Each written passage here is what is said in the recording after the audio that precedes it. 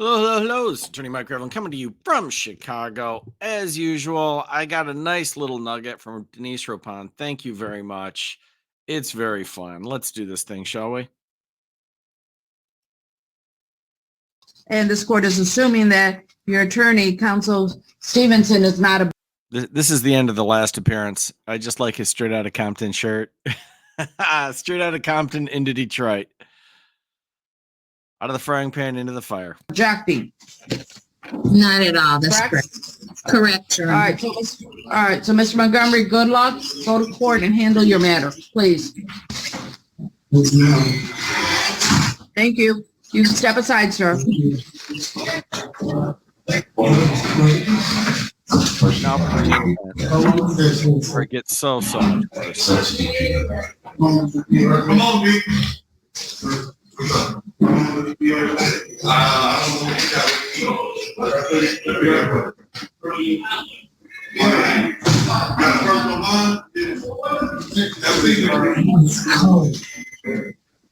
Get some heat, please. Please get some heat. That's against the Michigan Mental Health Code. This place doesn't have heat on my state.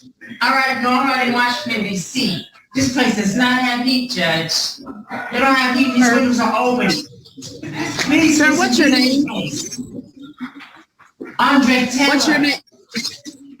My legal name What's is your Andre name, Taylor. I recently changed it, but I don't know the social security number. Okay. DDC. Yes, Your Honor. Who is this He starts strong with the crazy eyes and a name change. gentleman listed? Jarrell Dixon. The borough name is Georgia. The original. DDC. Let me speak. Sir, stop for a moment. Stop. I'll give you an opportunity. DDC, has any fingerprints been compared, or is there an alias in reference to this gentleman? Straw is the alias. Yeah, there are some aliases, Your Honor. So is Terrell Demetrius Dixon his alias?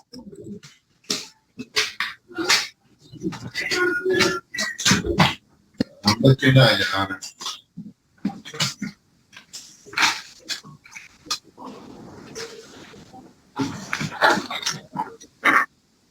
It's everything here is Jarrell.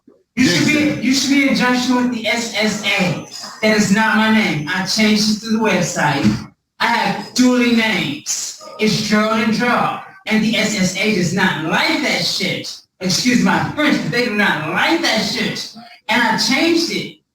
I have it to the age of 40 to declare a name. My shit is on my voter registration form as Baby Boy Dixon. And they did not declare a name. And because they didn't do that for 6 months, my mother took me home and I declared a name before the age of 40, and they have not yet mailed me my social security number. I did it last month. Which is number one, wrong.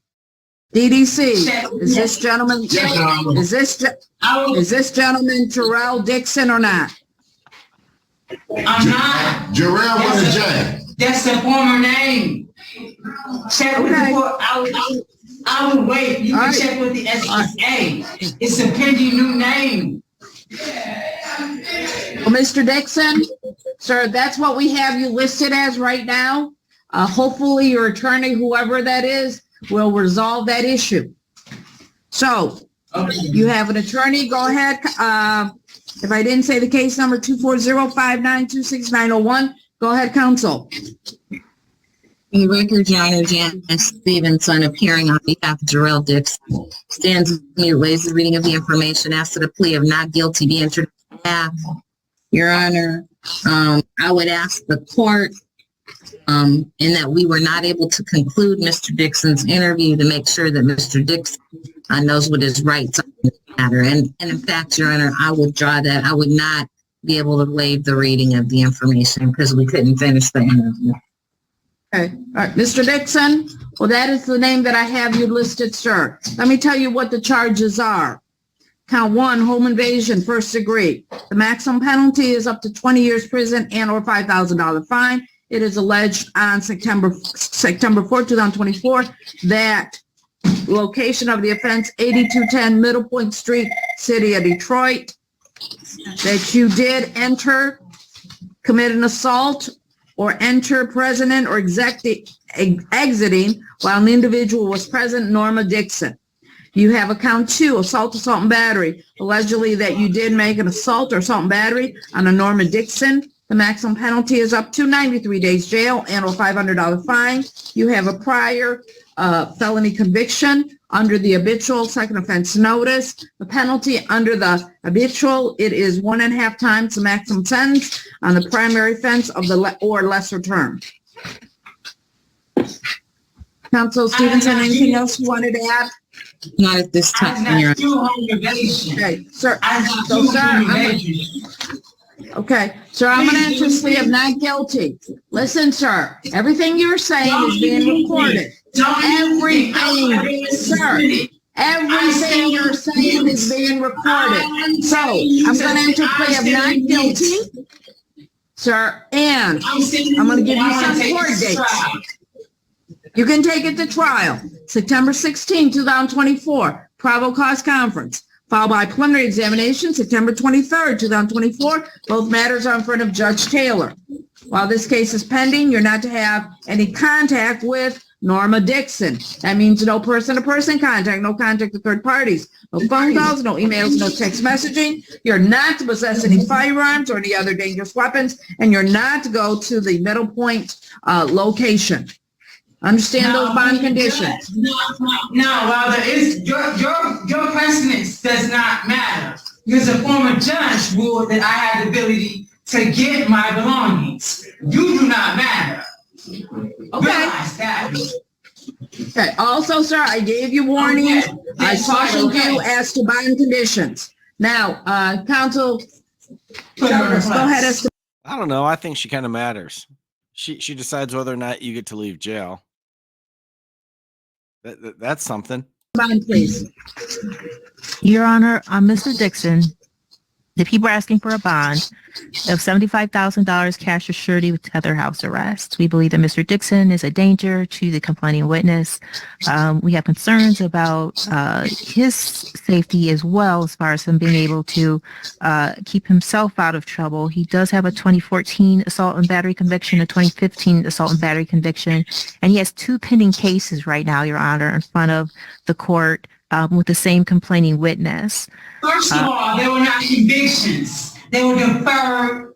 And when it's deferred, you don't put it on the record. They never cleared the shit. You're looking at a clear record and it was never supposed to be open. It's supposed to be sealed once it's done. And you do not seal it. It's all your fault. Do your fucking work or we will fire you for black, you black bitch.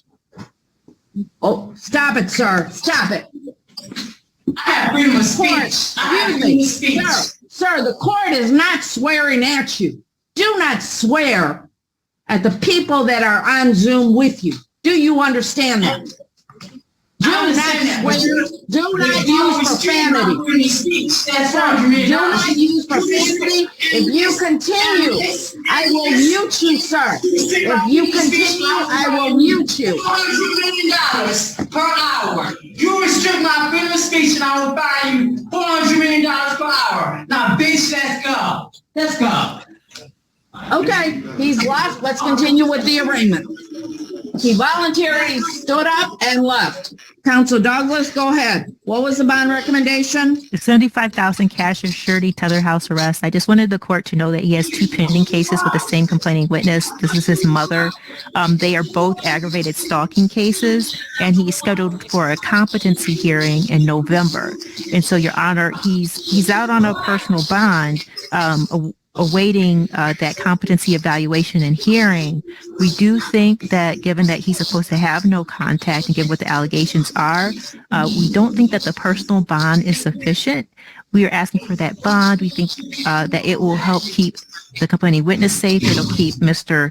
Dixon safe, and he can get his evaluation and for the competency hearing. And I'm going to assume somebody's going to ask for one for this case as well, and then that can get taken care of, Your Honor, and keep everybody safe. So that's why I'm asking for $75,000 cash or surety tether house arrest. Okay. Counsel Stevenson, go ahead. So, Your Honor, I believe that we've already requested an evaluation from Mr. Dixon in one of the other matters. He'll continue his plea of not guilty, Your Honor. We have no objection to the no contact condition with the complaining. Thank you. With all that being said, any voluntary left? Okay. Bond in this case is going to be $75,000 cash surety. It's going to have a GPS tether with house arrest. And believe this is an unaffordable bond. So that means he's going to get a court date in front of, and the court is also taking into consideration he has pending cases with the complainant, same complainant as in this case. So, but bond redetermination is this Monday, September 9, 2024, 36th District Court in front of Judge McConnell or Judge Williams, who will look at the bond amount and bond conditions. I believe that concludes Mr. Dixon's arraignment. See you on the female side. Yes, Your Honor. Thank you. Thank you. And I apologize, Your Honor, for the. That's all right. Yes, ma'am. Thank you. Yes, sir. Let's do the females. Well, there you have it. Out of control. It was fun.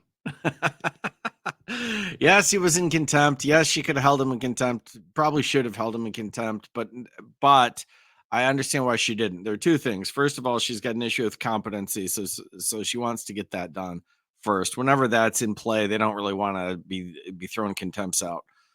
Number one. Number two, she can achieve the same end. He gets up and storms off after being completely in contempt. But she can achieve the same ends by just setting him a bond, which is what she did, which was appropriate. He's clearly a danger to himself and the public. So, it made all the sense in the world. I think what happened is the right thing. We could certainly throw a contempt on top of it, but it's just not necessary. It's unnecessary paperwork is really what it is. But he was something to behold. The crazy eyes, the names. I couldn't understand a lot of what he was saying just because it was fast. It didn't make a lot of sense. But I got enough. I got the highlights for sure.